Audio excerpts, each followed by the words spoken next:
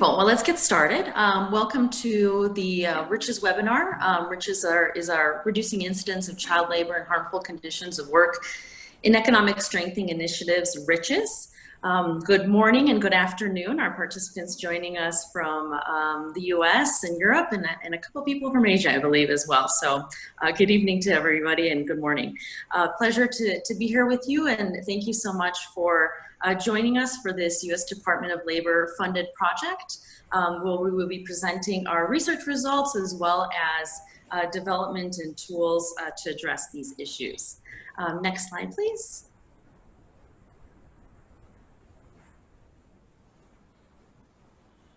It's my pleasure to present our esteemed presenters today and my dear colleagues. We have Bobby Gray, who is our research director from Grameen Foundation. Bobby has 16 years of women's economic empowerment experience and is supporting the project with various activities in monitoring and evaluation, research, as well as the development of multiple tools. Then we have Chris Camillo, who is one of our international technical experts from ABA-ROLI. She's based out of Virginia and has been working in child labor since the year 2000 and managed the pre-situational analysis research in El Salvador. And Deepa Ramesh, our other international technical expert, she managed the pre-situational analysis in the Philippines and has been working in child labor since 2001. And myself, Amelia Kuklevitz, our regional director for Grameen Foundation and the project director of the Richest project, coming to you with experience in women's economic empowerment, training, and integrated services. Just to let folks know, the chat box is open, so feel free to write any of your questions throughout any of the slides that we're presenting, and we'll have time at the end for questions that our moderator will be asking to our panelists, as well as questions for yourself. So feel free to put any of those in as they pop in your head. And I would like to dedicate this webinar to my mentor, Vince Kavalovsky, who was instrumental in my career. Next slide, please. Great, thank you. So just a little background on the Richest project. It's a 3.5-year project where we're really looking at the perspective of women's economic empowerment actors and the role that they can play to reduce the incidence of child labor and unacceptable working conditions. As our webinar invite had mentioned, few of us would think that women's economic empowerment investments could increase child labor or increase unacceptable working conditions. And so we're really taking this from a perspective of do no harm and seeing what role microfinance institutions, for financial service providers, policymakers, and all of us who support women entrepreneurs can really play through a toolkit that's being developed in the project to help reduce the incidence of these two issues. So to give you kind of an idea, the outcomes really fell, a research outcome, a design, a pilot, and then an outreach outcome throughout the life of the project. So for today's webinar, we'll be presenting what we found in our research, the role that women's economic empowerment actors can play, as well as what we've been designing to respond to and to be additive to this research along the way. Currently, we find ourselves in the pilot stage of the activity, which we'll be inviting folks to participate in to test out the tools. And later on, we'll be adding additional outreach activities such as this one and promoting our tools in the toolkit throughout the women's economic empowerment and others activities. So to get right away started with our research findings, Deepa is going to chat with us about child labor and working conditions. Pass it on to you, Deepa. Thanks, Amelia. So we have a range of participants in this webinar tonight, some who've been working on child labor issues and other labor issues for longer than I have, and some who are totally new to it. So we're going to start with a general overview of what our research confirmed, because a lot of this is not new, about child labor and unacceptable conditions of work in general. And by what we mean by unacceptable conditions of work, we really looked at 3 areas. We looked at hours of work, we looked at wages, and we looked at occupational safety and health. In both of these spheres, the key driver is poverty for both child labor and working conditions. And that holds true for women's enterprises as well. There are a lot of other barriers, a lot of other driving factors that the two phenomena share, and among those is discrimination, whether it's on the basis of gender, race, ethnicity, religion, or any other factor.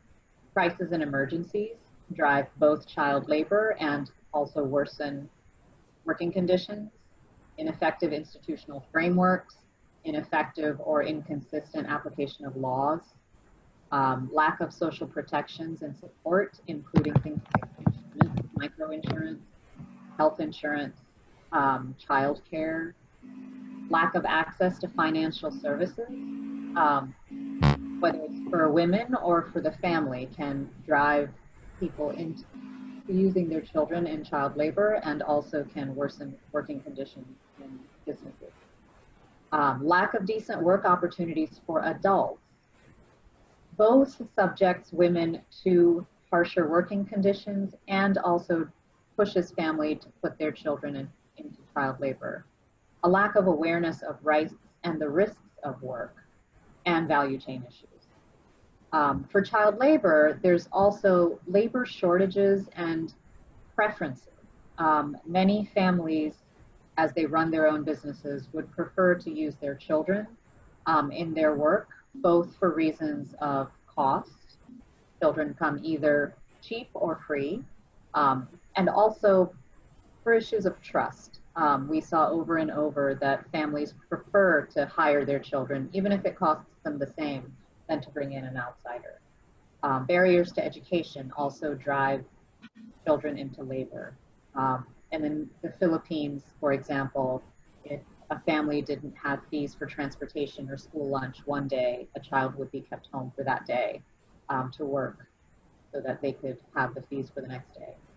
And parental preferences for children to work, whether it's because they don't value or trust the education system, or because they want the children to learn the skills of their business, or because they need the income.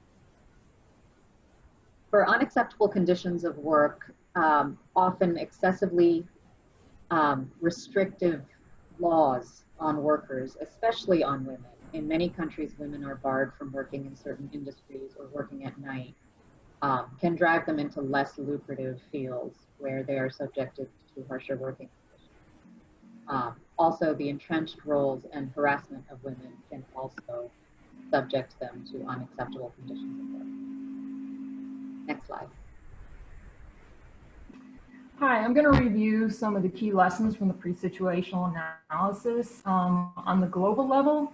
However, these lessons also apply to the two pilot countries of the Philippines and El Salvador.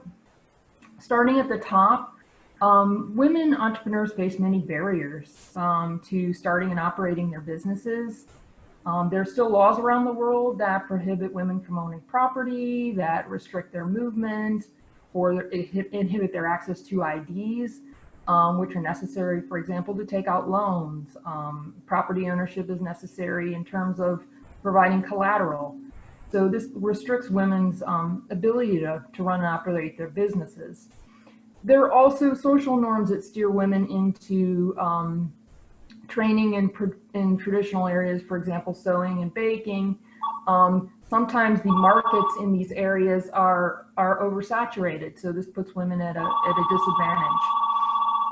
Women often lack access to social protection, such as childcare, which also inhibits entrepreneurship. Women entrepreneurs face complex decisions. For example, they know they need their children's help in the workplace, but yet they also know that their children need to attend school. Or they may bring a small child to the workplace because they want to keep that child supervised, but at the same time, they know that there are hazards, there are health and safety hazards in the workplace that could affect the child. On the next one, WE initiatives, in particularly microcredit, can increase or decrease the likelihood of child labor and unacceptable conditions of work. When women take out loans, they will feel pressure often to use their children, involve their children in work to pay back the loans. But at the same time, microcredit, if it's provided with supports, sometimes a single support such as childcare or multiple supports, childcare, and microinsurance, can help decrease the likelihood of child labor and unacceptable conditions of work. And I just mentioned microinsurance. That's one of the most promising interventions that can be provided. Poverty, as Deepa mentioned, is a key driver of child labor and unacceptable conditions of work, including in women's enterprises. And women, when they're starting a business, are looking for no or low cost labor. They're also looking for trustworthy and reliable labor. And they're sometimes want to expose their children to the workplace in order to help them develop certain skills and a sense of responsibility. On the next one, there's limited evidence that child labor and unacceptable conditions of work projects have had broad or sustained impacts. Some projects have been too short, some have had too small of a beneficiary group. Sometimes projects apply a one-size-fits-all approach. They don't look at the specific root causes of child labor in a household or in a community, but they provide the same interventions to an entire group of children, regardless of those specific causes. There's a low awareness of child labor and unacceptable conditions of work across all we actors. This is particularly a problem at the local level. At the community level, people often think that, or they associate the term child labor with egregious or very hazardous forms of work. And they think that if a child is working alongside a parent or a child is enrolled in school and attending school, that they can't possibly be involved in child labor. And as a last point, there's been limited coordination across all the various efforts: child labor, unacceptable conditions of work, and weed. Even though many countries have committees for the eradication of child labor, they rarely include we actors. So there isn't this type of coordination and collaboration that's important to make sure that these issues are addressed. Next slide. Great, thanks, Chris. So now we would like to hone in on the implications of these findings for women's economic empowerment actors. And in this slide, we're showing the sphere of influence that we actors have over the types of risks and causes of child labor and unacceptable conditions of work. So if you'll focus your attention at the bottom of the slide, we're going to start at the level where the research suggests and experience suggests that women's economic empowerment actors have the most influence to either increase child labor through their inaction or the influence over reducing child labor because of different interventions that they can explore. So at the bottom, we show, especially for financial service providers, the influence that an access to a portfolio of financial services can have on reducing or increasing child labor and unacceptable conditions of work. So the research showed, so Chris touched on this a little bit, but the research really showed that, you know, it's not just microcredit for income generation that matters, but it's actually access to risk mitigating financial services such as savings and insurance that can be really protective of child labor. So for any of us that have worked in women's economic empowerment and with financial services in particular, all of the work that we do to build household resilience really applies here. A lot of the research really showed that, you know, an income shock is one of the most common causes of child labor. And so the more that we can provide households with creative and innovative financial services can really mitigate those risks. So, so that's one. And then the second one is really just even the research showing that the actual design of financial services, so around loan terms and collateral flexibility, loan recovery techniques, also have been shown to influence child labor. So there was a study in Pakistan, for example, that the ILO had done several years back, you know, demonstrating that as households were trying to repay their loans, they would resort to child labor to help make up any income that they needed to be able to pay those loans, that, you know, services that financial services that don't take into account kind of household cash flow needs can really increase the likelihood of child labor. So this particular sphere in particular, we believe financial service providers themselves have a lot of influence over. And so even the, the efforts to increase household resilience can really also influence the impact of negative consequences of child labor and unacceptable conditions of work.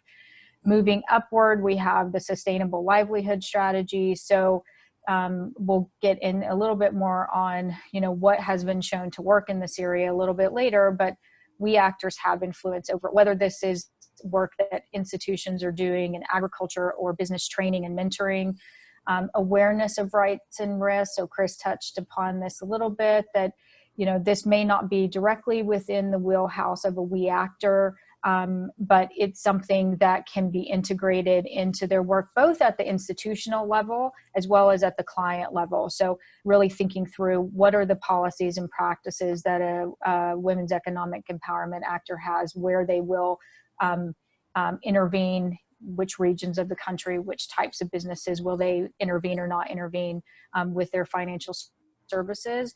Obviously, all of the work that women's economic empowerment actors have been doing to acknowledge more of the social and gender norms that are at play for reasons why women entrepreneurs succeed or not are at play here. The research, also showed that women are more likely to involve their daughters more on the caretaking side than their sons, but then sons are more likely to go out and actually work outside of the household.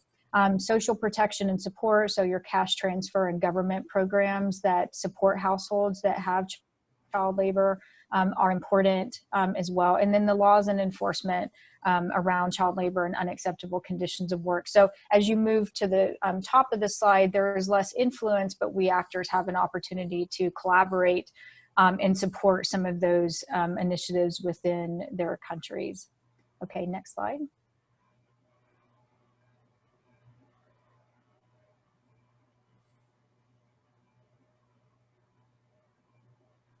Sorry, I'm still muted.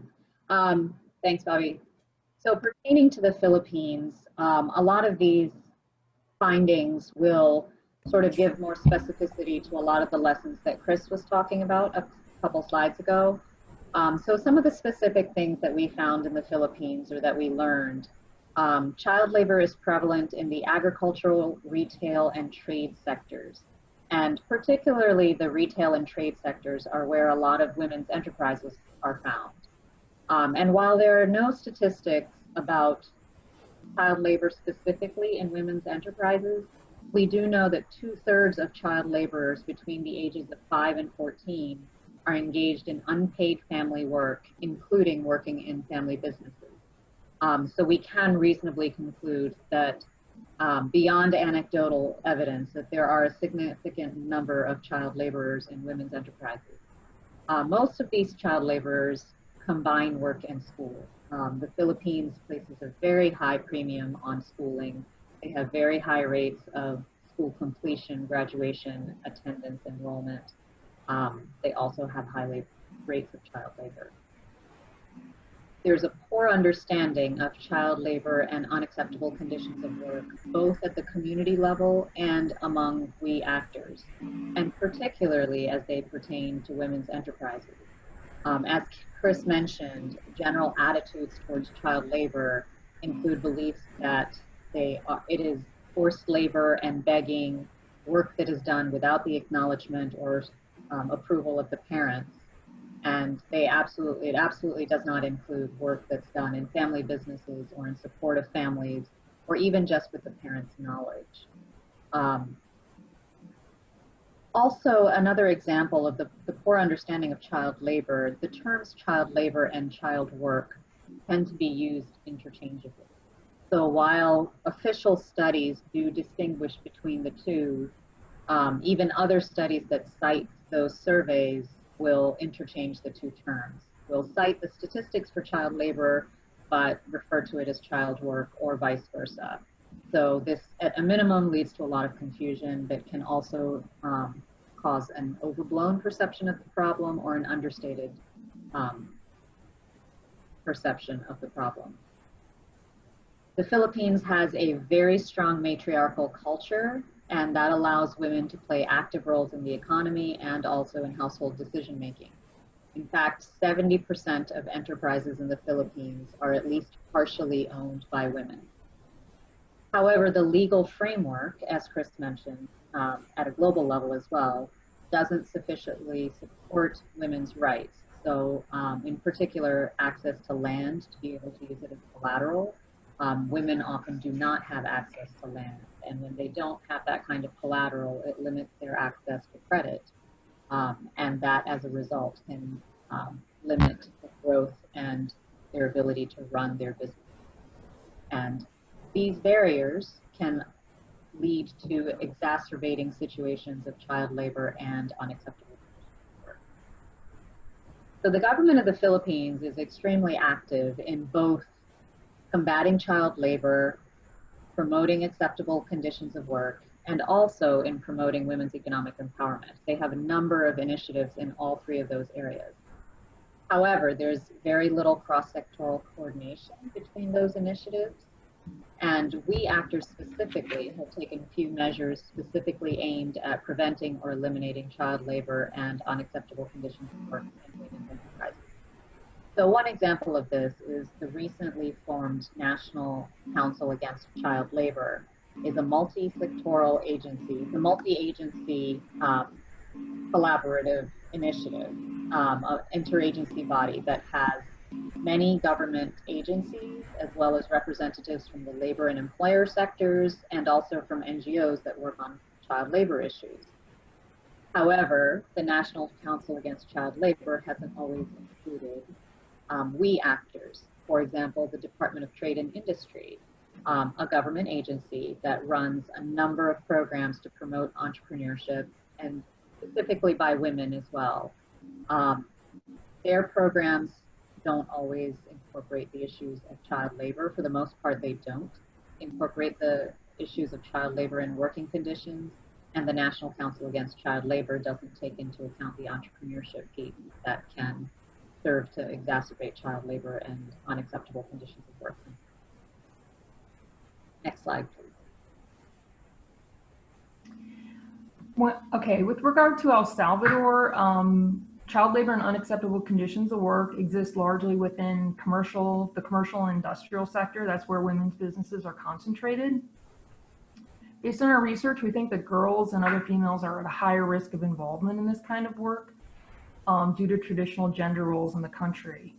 The type of activities that girls and adults are involved in with regard to women's enterprises are making baked goods, also dairy products, hammocks, and there's a lot of vending that's occurring with regard to women's enterprises. As we've said several times, poverty is the main cause of child labor and unacceptable conditions of work around the world, and including in El Salvador. Other situations that contribute to child labor include barriers to education, a lack of childcare, and other social supports. El Salvador has a law which provides for childcare, but it only applies to businesses that have 100 employees or more. So it doesn't reach most women's enterprises. There's a strong desire in El Salvador among parents for their children to gain work experience again, so that they have some practical skills for the future and that they're also contributing to the family. Women, again, starting businesses are looking for low or no cost trustworthy labor. There's quite a bit of insecurity in El Salvador and quite a bit of business crime.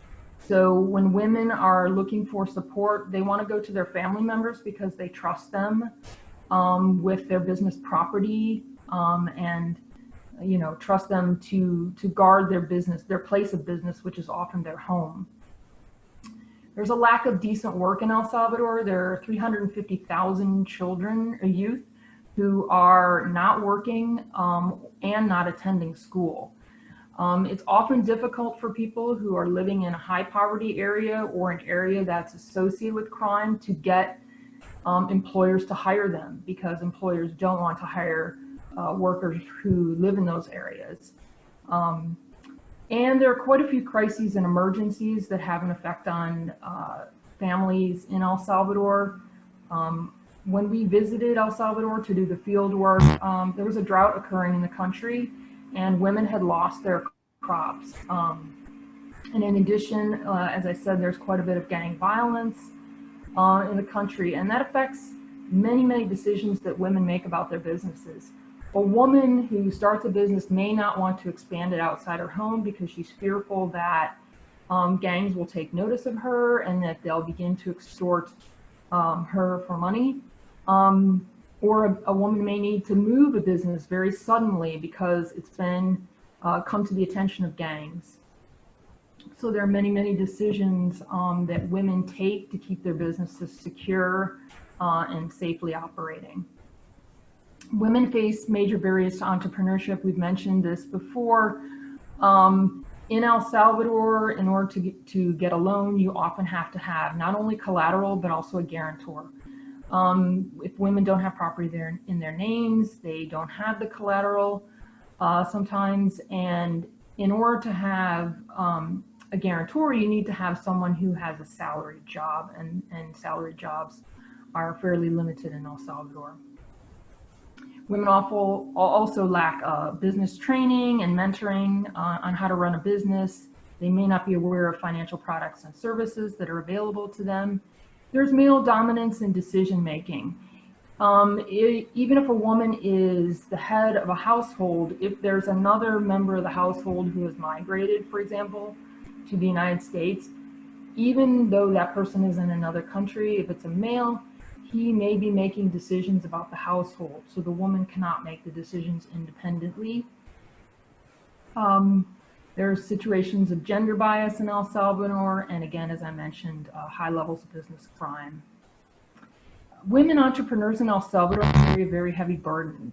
They work about 12 hours a day, about 7 hours a day in their businesses, and 5 hours a day with childcare and other household work.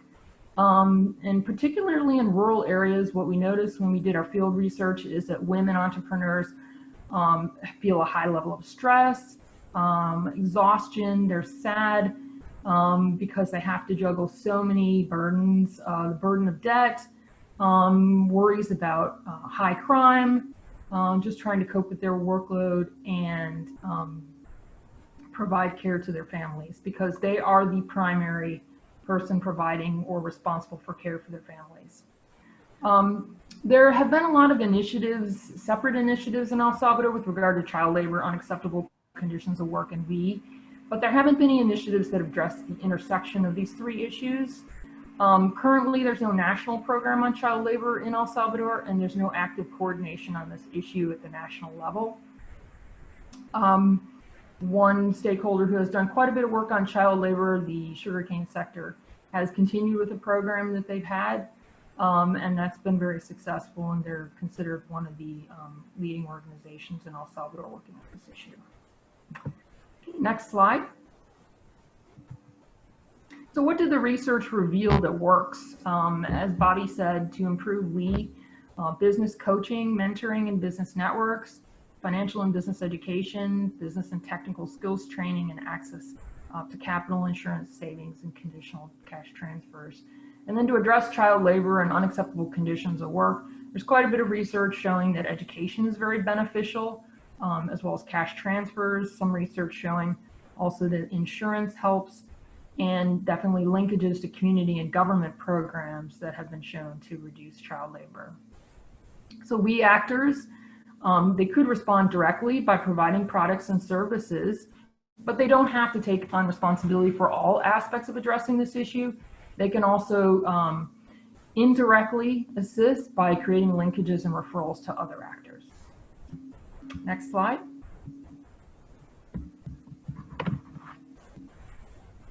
Great, thanks, Chris. So now what we'd like to do is start to transition a little bit to what is it that women's economic empowerment actors can actually do based on the pre-situational analysis that we've completed, as well as the objective of this project, which is to develop a toolkit for we actors so that they can more directly integrate these concepts into their work. So on this slide, I'm presenting the Richest theory of change that we have created for the toolkit itself based on the evidence. that we've presented so far, as well as the thinking behind what's practical for we actors to actually do. So I'm going to start from the right-hand side and work myself back to the left. So we looked at this from 3 different perspectives: the enabling environment at that macro level, what women's economic empowerment actors can actually do at the meso level, and then clients at the micro level. So at the enabling environment level, we look at if women's economic empowerment actors and child labor actors can more directly collaborate on this issue. And if women's economic empowerment actors, are equipped to actually integrate child labor and unacceptable conditions of work awareness into their strategy, and they can do this through the internal processes that they have, such as, their policies around hiring children or the sectors in which they will or will not support, their product design. I mentioned a little bit earlier about what specific attributes of financial products showed up in the research as influencing child labor. They can influence their product design, as well as raising awareness among their staff and their institution, as well as their clients. And then if clients have change in 3 pillars. So I'm going to focus on the resilience, the livelihoods, and the awareness as kind of the 3 pillars that underpin what we think the toolkit should be able to achieve. So under the resilience pillar, we're looking at outcomes that influence improved decision-making about how households will plan for emergencies and financial shocks, and how, increased use of savings and other risk mitigating financial services such as insurance. Then we believe that households will have an improved ability to bounce back from shocks without resorting to child labor as a negative coping mechanism. And then if we're equally able to influence the livelihoods of low-income households, again, through these gender and social norms about the caretaking and divisions of labor within the household for supporting the business or supporting the household, improve business investment, revenues, profit, as well as using actual safe business practices within the businesses that women actually run, then we'll see a reduced reliance on child labor.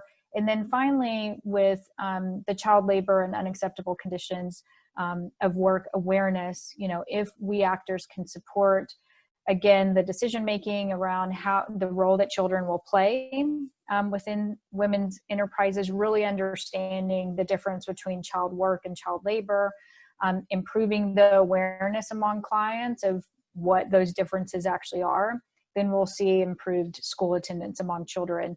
And so with all of these pillars at work, we believe, we can support women's led enterprises responsibly without, resorting to child labor and unacceptable conditions of work. So this theory of change underpins kind of is the guiding star that we have for what types of interventions do we feel we need to fill the gaps in with to achieve this theory of change. So next slide. Great, thanks, Bobby. So after the research, we've spent about a year designing the different tools which will form part of the toolkit. And as Bobby well mentioned, it's very much based on the research and the evidence, as well as the theory of change that she presented. And so I just wanted to quickly present kind of what was our logic, what was our instructional design, and kind of the pieces that really influenced the tools that we decided to design. So the main piece is that we really are taking this from a women's economic empowerment actor's perspective and lens. And so really understanding that we want to meet where people are at. And there are a number of underpinnings, as you saw, business education and credit and pieces that we actors already do well, and also support the evidence to reduce child labor and unacceptable working conditions. So our toolkit is really looking to be additive and looking to fill those gaps that may not exist for these specific tools.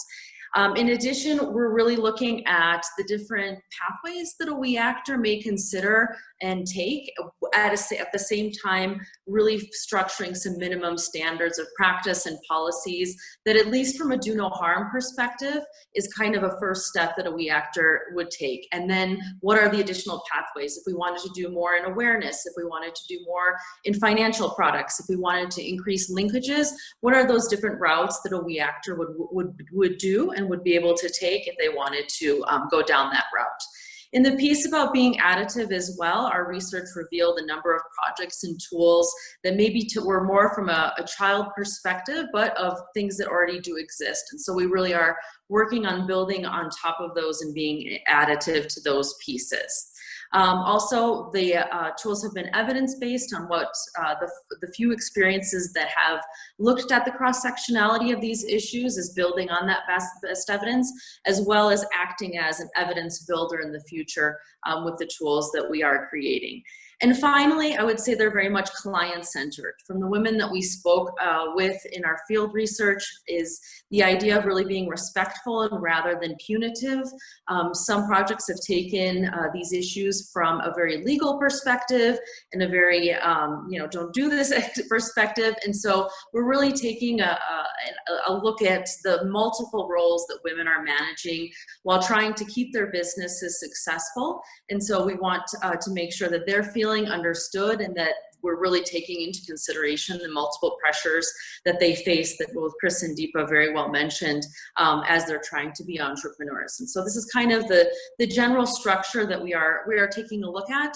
Another role that we found would be interesting and helpful is kind of from the compliance perspective, especially from investors within microfinance organizations, and that there's really a role to play from that due diligence perspective that can help move the needle and bring these issues to awareness, since we did find that child labor and unacceptable working conditions were very low awareness among different FSPs. And looking at those that are socially driven as well to see how we can fit these do no harm at tools within these pieces. Great, next slide, thank you. So the Richest Toolkit. This is what we've been working on. I'd like to present the 20 tools that have been developed. You'll see kind of from, just to understand how to understand this graphic, from the top is kind of the decision tree, which we're determining as our first tool and key starting point for any we actor to really understand those pathways that I just mentioned. Then that middle block are tools that are specifically designed for we actors to use internally. So this is really from the perspective of those internal policies, procedures, trainings, and activities that a we actor could do. And then finally on the bottom are tools that are specifically designed for clients that we actors can implement through their different mechanisms, whether they be training or through their credit officers. So when we look at the decision tree, this is really to help us determine where we are and kind of what are those starting points. Are we at a minimum standards perspective? Have we had some training or awareness activities? Do we want to improve our financial products? Have we potentially had linkages with governments and other entities that we want to strengthen? And so there's a series of questions that a we actor would kind of walk through to determine where they're at and start directing them to the tools that be most appropriate to get started with. So then that will lead you into the model, which is the learn, listen, act, and measure model, which was going to suggest the different steps. So under the learn piece, we have tools like our guiding questions, our pre-situational analysis reports and briefs, and the risk assessment checklists that are really looking to support a we actor, since we understand that child labor and working conditions aren't going to be their expertise. They may not necessarily know where to go or where to start. So the guiding questions helps with that piece, and the risk assessment checklist really allow the institution to take an internal look at their specific policies and procedures at an HR level to understand what are some of those basic improvements that they could have even among their employees. Then really an important tool that is building on all of the work from the social performance management and SPTF activities using the SPI 4 lens. We've been focusing on the unintended consequences and adding on to specific indicators that allow the actor to take an additional, more ample look at those specific indicators when they are trying to understand how they are on their social performance management journey. And so that's a very important tool that we're working with the SPTF and Cerise to really integrate and have that as part of something that already exists and is very well known amongst the WE actors. And then finally, a training for WE actors specifically. So this is a training to really get some basic standards that can be used at a management level, at a credit officer level, but really understanding what these issues are, how to talk about them, how to understand them, so folks aren't starting from scratch, especially if they are talking to clients. Under listen, here we go into a little bit more on the ground research and taking a deeper look at our portfolios through our market research technical guide. And so here we're providing tools to WE actors to talk to their clients through focus groups, through key informant interviews, to talk to other art actors in their communities as well as their credit officers to really understand what's going on a portfolio level and to understand these issues a little better.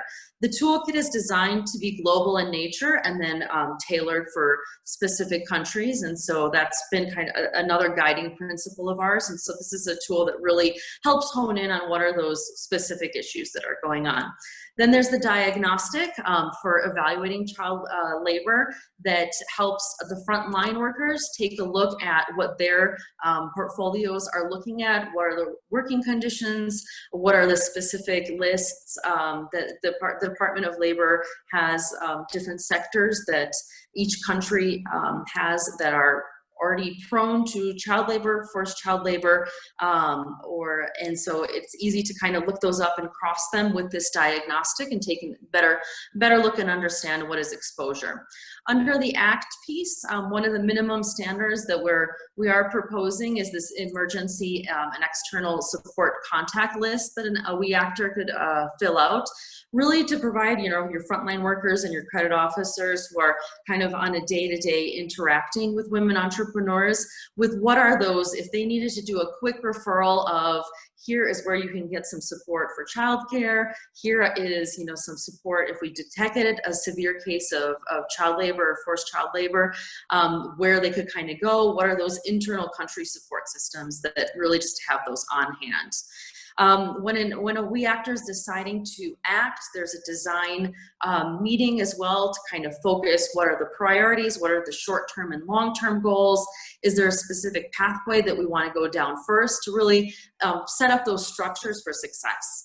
The financial services brief is really focused on compiling the evidence that we found of the financial products and services that help reduce child labor and improve working conditions. So as my colleagues very well mentioned, the role that savings, the role that insurance can play in facing and reacting to shocks, as well as thinking about how to better structure our financial products so we aren't creating harm.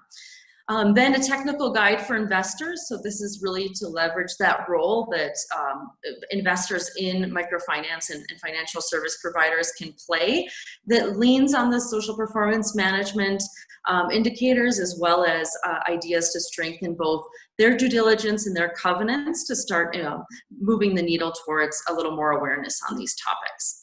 The linkages guide is really looking to fill the gap of where microfinance institutions and FSPs can't necessarily offer products and services. As we had mentioned, access to childcare, access to government subsidies, cash transfers, education support. So how to structure those linkages well with both the private and the public sector so that referral pathways can exist. Making the case is really looking at the business case to incorporate child labor and working conditions. So this will be a tool that we'll be creating towards the end of the project based on our lessons learned from the pilot. And then finally moving into the measure sector, which is our monitoring and evaluation guide, where Bobby had mentioned some of the tools that we'll be using to really understand pre and post tests, either around the education or the SPI-4 lens. And then the risk assessments and diagnostics can also be used in this piece of the measure section. For clients specifically, we've created a curriculum that's called Risky Business, Making Workplaces Safe for Everyone, that focuses on this client-centered, non-punitive approach of really meeting clients where they are and taking those baby steps in the right direction. There's a diagnostics that an entrepreneur could use, a self-assessment, to understand better, where are the areas where they're exposed, either their children or themselves in their workplaces. And then the inter-household dialogue guide, which is focused on creating those conversations that don't necessarily come up at the dinner table between couples, between families around these issues. And so decision-making can happen in a more step-by-step and household level way. Thank you. Next slide, please. Great. So as I had mentioned, those are the tools that have been developed under the project, and we're kind of moving into the piloting phase. So call to action and a invitation to all of you is to be part of our pilot.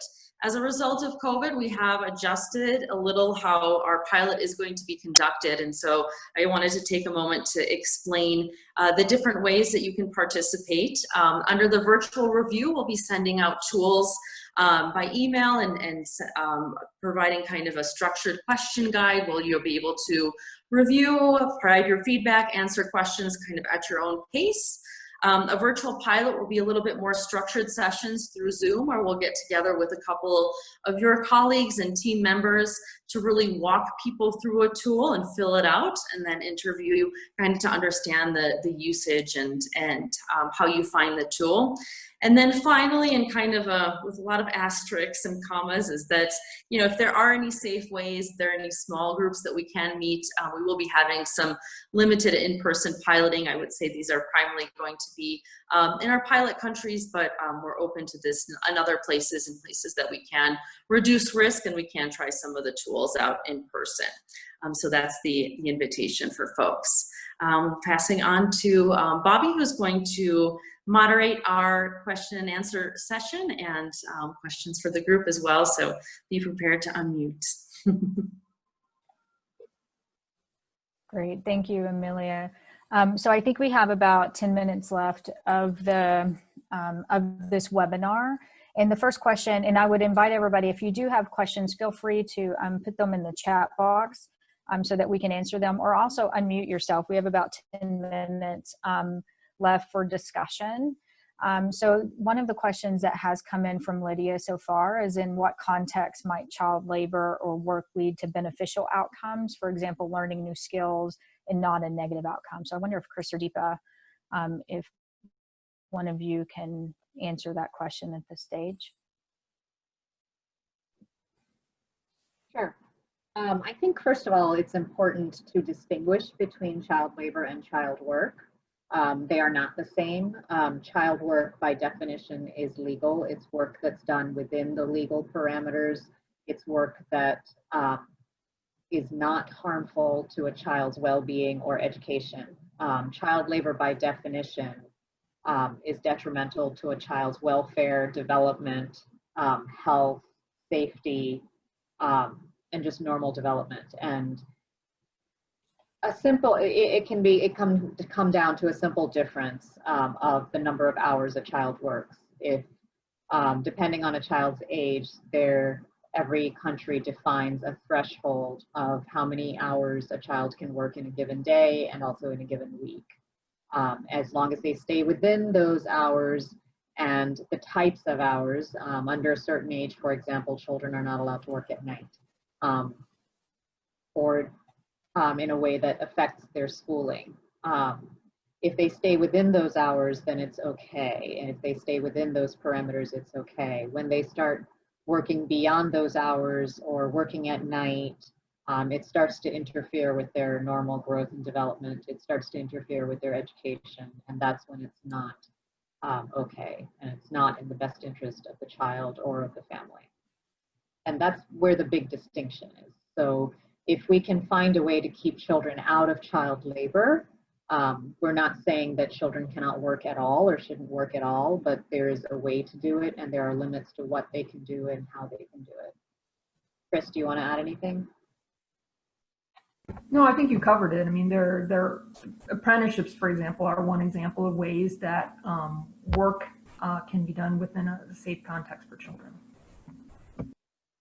Great, thank you. And I think on the slide right now, you know, one of the questions that we also wanted to pose to the audience, if you don't have specific questions, is our interest in understanding what else do we need to say, do to make the case about, you know, the integration of child labor and unacceptable conditions of work into women's economic empowerment, to really show that the issue is real and actionable, and that you can see practical ways to mitigate these risks. So I invite you to kind of think on those as well as you prepare any of your questions. I do have two other questions. So there's one from Diana about when will the pilot to test these tools begin?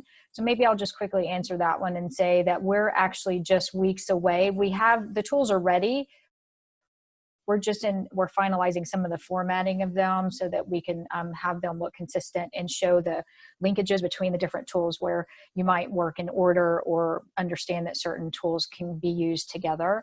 So I think if you're interested in providing, you know, wanting to see the tools and wanting to review them, you know, knowing that right now would be helpful, because then we can reach out to you and talk to you about which tools you'd be interested in seeing. So, you know, really within the next week or two, we should have those ready to go out the door. And then there was also a question about which countries are the pilots being implemented. So the first, you'll see in the presentation, you'll see that we had some specific information on El Salvador and the Philippines. So this is where the project was designed to do more of the in-country work, but we've always wanted this toolkit is meant to be a global toolkit. So any other countries where people want to be able to, you know, look at the tools, test them out on their own, it's open. You know, we're definitely interested in making sure we get more countries from Africa, so that we can kind of round out what's going to work, what's not going to work when the toolkit itself is global. So I think hopefully that answers your question. I mean, the funding is for the Philippines and El Salvador, and even that's, you know, fairly limited. And we have partners that we've already engaged to actually do some of those. But this is an open call. Like, we really would like to make sure that we're able to include as many interested organizations in reviewing, testing them out, giving us feedback, so that, you know, by the end of this project in the next full year, we'll be able to produce a toolkit for the sector to use going forward. And then I think there's another question about what commodities products are sold through women's, and I don't know, Anita, if you mean through women's enterprises, and are these commodities products sold in country of the pilot, or they export? If so, which countries? So if I summarize your question, then we're focusing on what types of commodities and products that may influence or increase the risk of child labor through women's enterprises. I think maybe that's the question. So I don't know, Chris or Deepa, if since you may have some specifics about what you presented on the Philippines and El Salvador, if you want to maybe reiterate those points about which types of women's enterprises we might be most concerned about. I think for El Salvador, I mentioned in the area of the production of dairy products and in bakeries, those are some hammocks as well. We don't know at this point how much of those products are exported or consumed domestically. I also wanted to mention that, in case you're not aware, the U.S. Department of Labor has a list of products that are made with child labor and forced labor. And so if you just wanted to look generally to see around the world for specific countries, which products there are evidence of children working in the production of those products, or where adults are working in forced labor, in the production of products, you should look at that list. And a new list just came out this month. Great, thanks, Chris. And we have integrated, so to Chris's point, there is an app that the Department of Labor has called Sweat and Toil, which builds on the report that Chris was talking about. And we're actually building upon that tool because it's especially if you're new to child labor, it's country-based, and you can go in and see what value chains have child labor in them. And that might also help you understand which types of women's enterprises are at most risk. And some of the tools we've designed build on that so that a we actor could actually look in their own portfolio and ask themselves which sectors might we want to be more concerned about and potentially put our attention on. So for example, we know agriculture is one of those income generating activities that often has quite a bit of child labor in it. So there's another question, and I'm just conscious of time, from Imelda, and she had asked a question about, is there any guiding tool in advocacy to protect women entrepreneurs from intimidation in the case, when she's facing any blackmail or threats forcing her to violate the law when conducting her business? Maybe I'll attempt to answer that, and then feel free to my colleagues as well. I think that's a great question. At this point, we haven't created a tool on that. We do have another project that we're working on around gender-based violence with the American Bar Association as well, where to Chris's earlier point, when we're talking about gang violence and things like that being something that really influences women's businesses in certain countries, we've acknowledged that if this is a well-known barrier, how women themselves need to think about the impact of that on their actual business model. But I haven't seen any tools thus far that helps protect women or, support women in that area. But I invite, if there's anybody else that has a thought on that. But it's a good question, and maybe one we should kind of think about, within what we're doing. Yes, I think that is a really interesting question. For El Salvador, I'm not aware of any tools that would do that. Yeah, thank you. So any other questions or comments from the participants? I think we have one more minute, and I don't know if, so Anita does have one more question. So my question involves the application of the toolkit. Are you designing it for use in country or complex supply chains which travels through multiple countries? I don't think, Anita, at this point we've addressed it for such a complex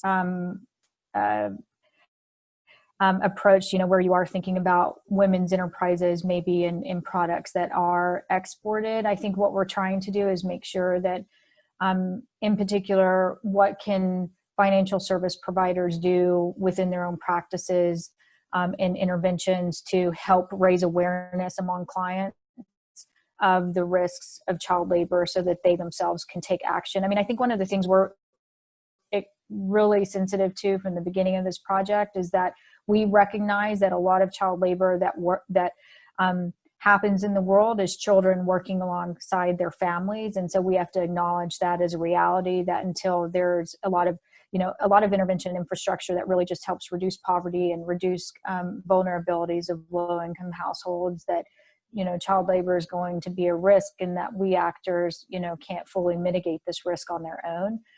So we're trying to look at it from the perspective of what are the supporting products and services that we can provide that will help mitigate this risk, and that we actors can be very thoughtful about what their role is. And so, but I think there are obviously projects supported either by the ILO or the U.S. Department of Labor and other departments of labor that go directly to trying to reduce child labor within certain value chains, for example.